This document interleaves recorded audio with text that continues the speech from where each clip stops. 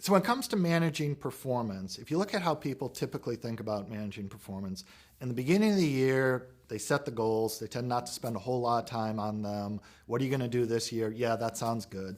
Mid-year, if they're a really good manager, they check in. Maybe they even pull out those goals and say, how are we doing on them?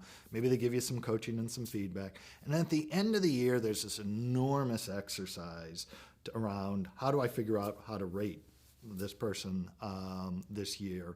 And they go back and they say, well, what did they do? And then they look at the goals. Well, everything changed, and they're really no longer relevant. Or they gather all this 360 feedback because they're really trying to understand what is it that this person did.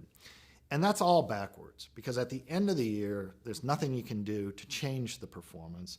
All you're really doing is trying to justify a rating decision, which doesn't help the person, doesn't help you.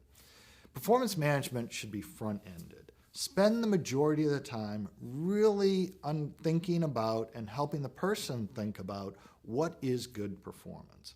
What are the critical things that a person needs to do? So the first element of performance is, what do you do? How should I spend my time? Of all of the activities in my job, which activities add the most